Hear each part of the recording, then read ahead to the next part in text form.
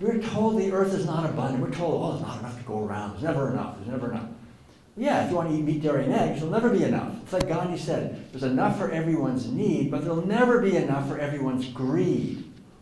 And we have to really understand that. Eating animal foods is a form of greed because it takes a huge amount of land and water and petroleum and pollution. And so if I'm doing that, and right over here is a woman whose baby is dying in her arms because she can't get a little bit of wheat or rice or corn to feed her baby because it's all being fed to her, these animals, and I'm eating their flesh. It's called eating high off the hog, right? You have people doing that, and then other people are going hungry. So that kind of conflict and injustice doesn't work. And then physical health, I'll just say a few words about this because I think I can say a little bit more. So, like I said earlier, the good news is that our bodies really are designed to thrive and run best on whole organic plant-based foods. So these are the three keys: whole organic plant-based foods. If we can feed our body what it's designed for, it'll run a lot better. And I'm happy to, I'll have a Q&A here in a little while. You can ask me any questions you have about specifics about where do you get your protein, and what about vitamin B12, or I don't know, whatever. You have questions, I can talk all day about health. But the basic idea is if you just eat a basic, doesn't have to be anything, it's not that difficult, just a basic plant-based diet, like some starch, like potatoes and grains, bread, pasta, some vegetables, some fruits.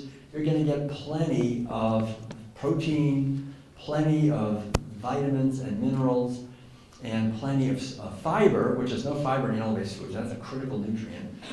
It's very important to be healthy and to get the toxins out of your body.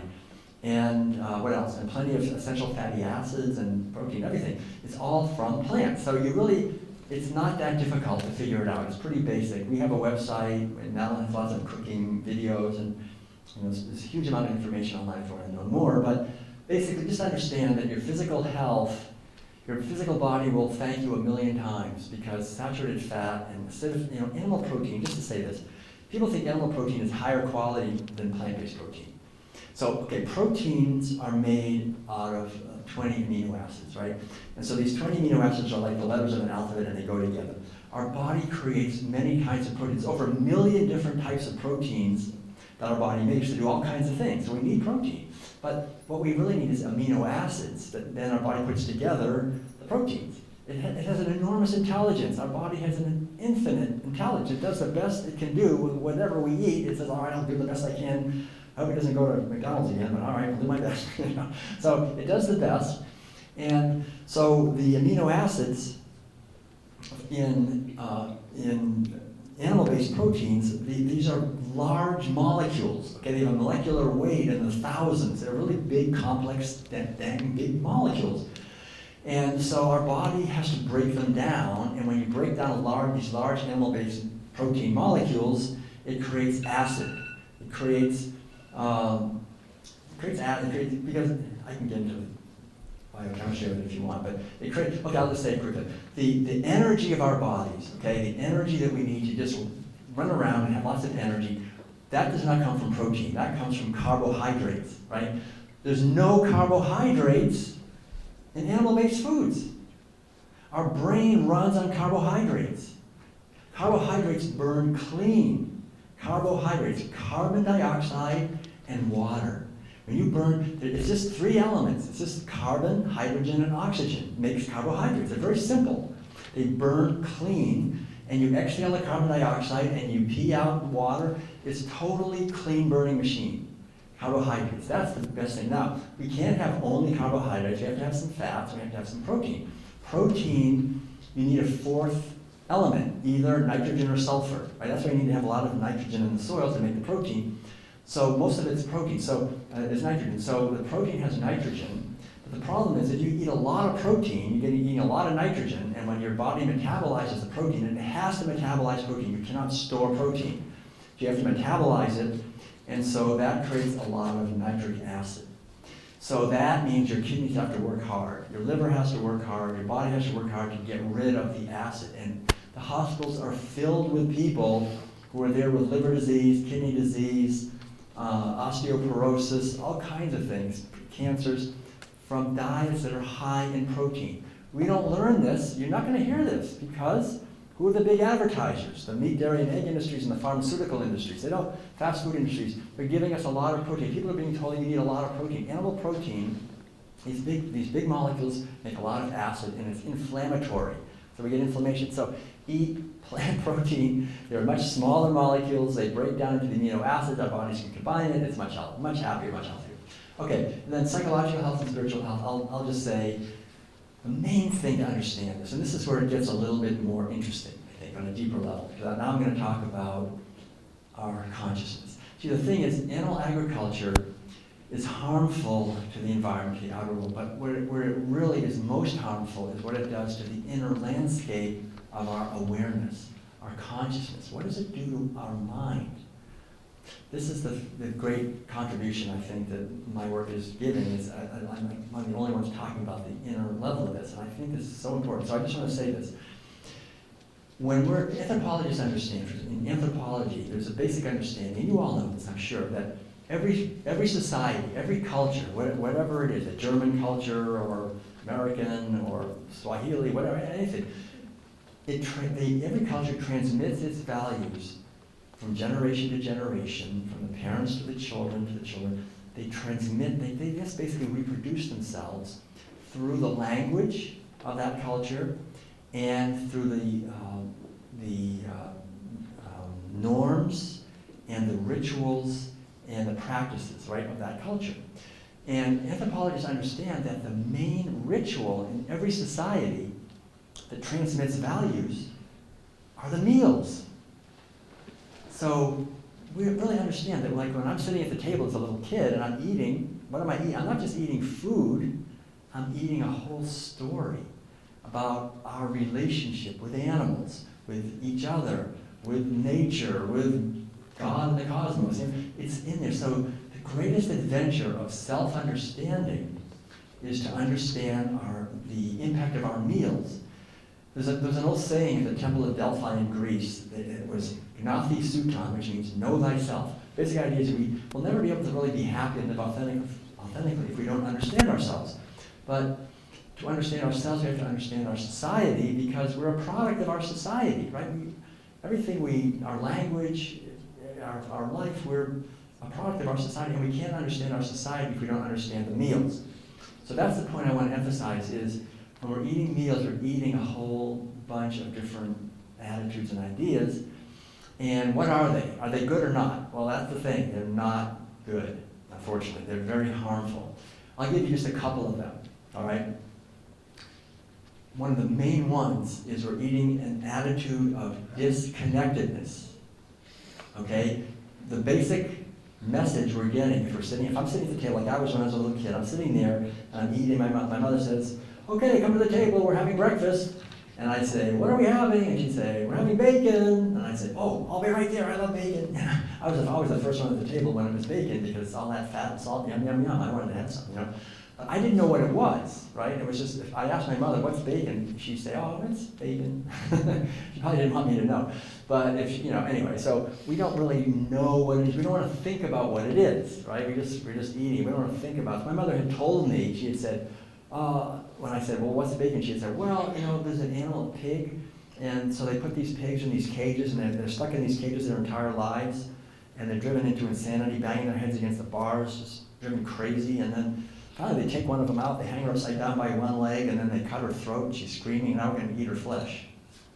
And so I would be saying, come on, I can't stand even hearing about it. You want me to eat that? Can I have some oatmeal or a banana or something else? We don't want to think about what we're eating when we're eating misery and violence and toxicity and terror and fear and pain. We don't want to think about that. So every single meal, if we're eating animal foods, we have to practice disconnecting. I'm just eating bacon. I'm eating a burger. I'm not thinking of the cow and what her life was like and how if she was suffering. I'm not thinking I'm eating fish sticks, whatever it is. I'm eating, especially dairy. I mean, there's so much suffering in dairy. It's just a rape and kill operation. You steal the baby and kill the baby and impregnate or steal her milk. It's super violent. I mean, I've lived in an RV quite a few times. We parked near a dairy somehow, and 3, 4 o'clock in the morning, I can hear the mother cows just bellowing and crying because their babies have been stolen and killed.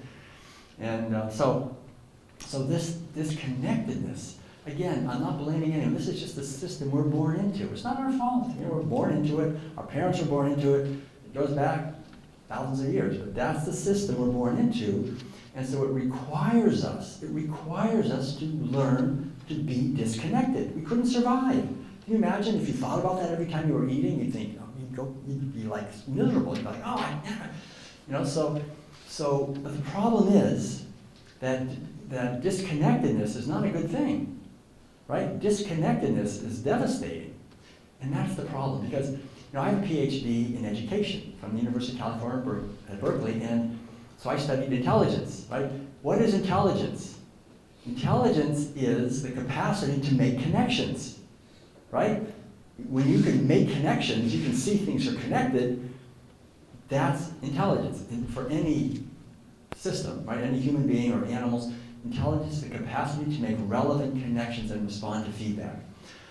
So if we have the main ritual in the entire society is requiring us to learn to disconnect, it's forcing us, it's compelling us to reduce our intelligence as an individual and as a whole society. We have to. And it's various kinds of intelligence. There's intellectual intelligence or cognitive intelligence. There's also emotional intelligence. There's also spiritual intelligence. Animal agriculture destroys all of them. You shut down your emotional intelligence. I don't care. It's a pig. I don't care. It's a cow. I don't care. It's whatever. I don't care about them. Oh, I have a hard heart. I don't care. I just don't care about them. Well, I care about my dog, but I don't care about them. Right? So this hard-heartedness is injected into us. It's not our fault. We have to, it's forced upon us. We're going to eat these foods. And like me, I was a little kid, I had to eat it. Right? I went through all this. I killed animals. I killed chickens and things. So the whole idea is that we're taught to do this. We thought we have to do it. We're taught that this is how it is. And so our ability to make connections is reduced. Our intelligence is reduced. Our emotional and cognitive intelligence as a society. And you think about it. We have we're beautiful human beings. We have tremendous capacities of creativity and love and intelligence. And yet what are we doing? We're building bombs to see how we can destroy everybody. We're cutting huge machines that will cut down the rainforest, gigantic systems to imprison everybody and survey everybody. Why are we doing that? Our intelligence has been so reduced by animal agriculture. It's getting to a critical point. Because you have a lot of people whose intelligence is reduced by animal agriculture and they have technology of violence. It's a dangerous situation, actually. It's a critical situation. That's why I'm so glad you're here and we can just think about this a little bit. So there's quite a few different attitudes that are actually engendered and forced upon us. It's not our fault, but that's just what happens. And I won't go into all of them, I don't have time, but I'll just give a couple of them. One is disconnectedness, another one is might makes right? Whoever is strong and powerful can dominate and exploit whoever is weak. Right? Every single meal, that's what we're eating. That's in the background, that's the narrative, right? Those who are superior dominate and exploit those who are inferior, right? And so we have this society where we have a rampant problem of injustice, where we have a tiny, 1% of the, 1/10 of 1% of the population has more money than the other 99% of the population. They're dominating and exploiting the entire population and getting rich and massive injustice, and yet we don't want that, right? We want to have more justice, more equality, but every meal we're eating injustice and eating inequality. And so it's like all the world religions, the great wisdom traditions have all given us the answer. I used to teach college courses in comparative religion. So it's wonderful to study the world religions and look at and distill it down to one sentence. What the one key teaching in all the world religions is whatever you most want for yourself, give that to others. Basically, whatever you most want for yourself, give that to others. And so we all know that. That's the golden rule, really. It's in every religion. Not to do to others what you wouldn't want to have done to yourself. If we want to be loved, then be loving. If you want to be free, let others be free. If you want to have a beautiful, abundant life, and just be generous, it'll come back. Another way is, what goes around comes around. That basic idea. Whatever you sow, so shall you reap. I call it the boomerang effect. So this basic wisdom, and so we have a situation where, again, it's not our fault. We're just born into a society, and our parents and grandparents and great-grandparents, they were all born into the same dang thing. And so we've had war and violence and injustice and inequality because we have a war against animals, and we're eating their flesh, and we're shutting down the inner wisdom and intelligence that would help us to see what we could actually do to live here in wisdom. And so we're learning might makes right. We're learning the strong dominates the weak. We're learning the mentality of the oppression of the weak by the strong. And then the final, and then there's more, but I'll just say one more. And that is something very important, I think, which is the domination of Sofia. Sofia is the sacred feminine dimension of consciousness. So what I mean by Sofia is the Greek goddess of wisdom. And this word Sophia means wisdom, and it's a feminine wisdom. So the idea is that men and women, we all have Sophia in us. It's an inner wisdom that we all have, and it's a very precious wisdom. It's the wisdom that we have within us to love and nurture and protect life, especially vulnerable life in children and so forth. A mother, I think women have it maybe a little more than men because women give birth to a little baby. And this little baby, as you know, is nothing but a bunch of trouble, right? This little baby gets born and she's crying and yelling and screaming and a lot of trouble. But the Sophia wisdom of the mother loves and nurtures and protects that little baby and gets up in the middle of the night and all these things. And so if that little baby doesn't get the Sophia wisdom, he or she is going to be very sick and very unhappy and physically, psychologically, and in our entire society, the health of our society depends on Sophia wisdom in us. That we have love and compassion for those who are weak, especially for children. And so this Sophia wisdom, which is in us, that makes us human, it's repressed by animal agriculture. That's the thing we have to understand. You can't sit there and eat animal foods and have a strong Sophia, because Sophia would say, well, wait a minute, I mean, we're eating, we're raping animals, or we're killing them, I don't want to eat that. Sophia wouldn't go along with it. So our society, from the time we're little kids, represses Sophia a lot. And that's a big wound. So so the female, women in general, and the female in general is, in both men and women, is suppressed and not honored and respected because of animal agriculture. And so what veganism essentially is just simply coming home. It's nothing to be proud of. It's just sort of coming home back to our true nature and having a feeling of kindness and respect for other expressions of life, and not wanting to harm, not being willing to harm them, right? I'm not going to pay someone to stab these animals. I'm thinking about hungry people, thinking about slaughterhouse workers, thinking about everyone. Indigenous people, indigenous people are getting wiped out because we're cutting down forests and habitat. All right, so that's the thing. And then, of course, ethical health is, I've already talked about that. When we steal the animals' purposes, right? We're stealing their spiritual energy in their life. We're going to lose it ourselves. Whatever we do to others, it happens to us. So that's the thing to understand, is that our spiritual health depends on living a purpose, but if we steal the purposes of animals, we lose our own. So now we'll go on to some new things. This is, herderism is a word I coined, which basically is a herding animal. It is the essence of our society. And so this leads to a few different things. So I'll put this here. I'll just show a few things. So basically, this is a brief history lesson here. And how much time do I have? Another 15 minutes, is it? Yeah. Okay, so I'm gonna wrap it up. I'm just gonna talk for about another 10 minutes or so, and then think of any questions you may have.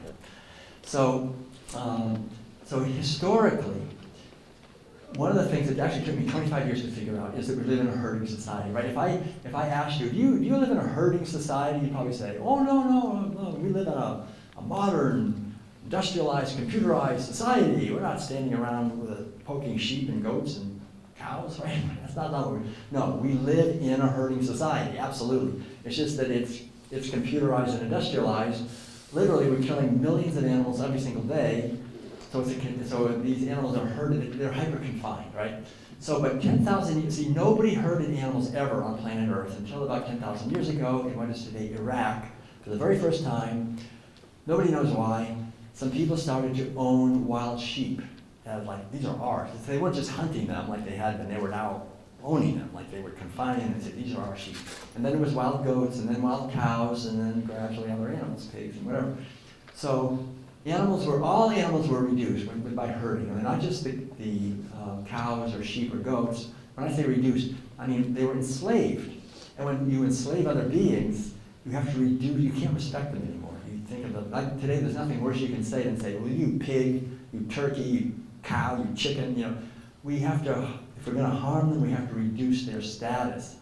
So, even the ones we didn't eat got reduced because they became pests. Right? See, the thing to understand is before this happened, we honored animals. We respected them. They do amazing things. They're beautiful. They're our companions with us on this earth.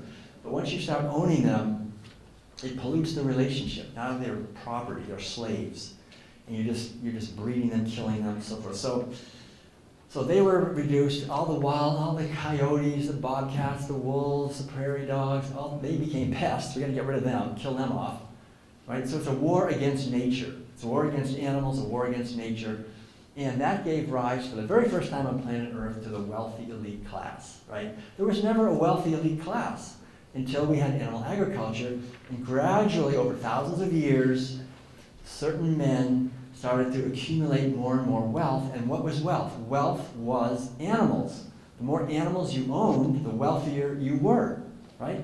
So we had if you just read the oldest books on the planet, I used to teach college courses in those books. The Epic of Gilgamesh, the Iliad, the Odyssey, the ancient Old Testament writings. Just read those ancient books, and you just read them. There's these kings, right, and they're dominating their entire society. And what are they doing? They own the most sheep and goats and cows. That's why they're rich, and that's animals as wealth, and that's basically the proto-capitalism. Basically capita, where we get our word capital or capitalism, it means head in Latin. Did you know that? Capita means head. And so capitalism was a system that sort of emerged where you had the ownership of the means of creating wealth, which is head of sheep and goats. You can breed them, right? You can breed them and you can get more. You can't breed dollars together, you don't get more. You can breed cows and pigs, and you get more, and they were wealth.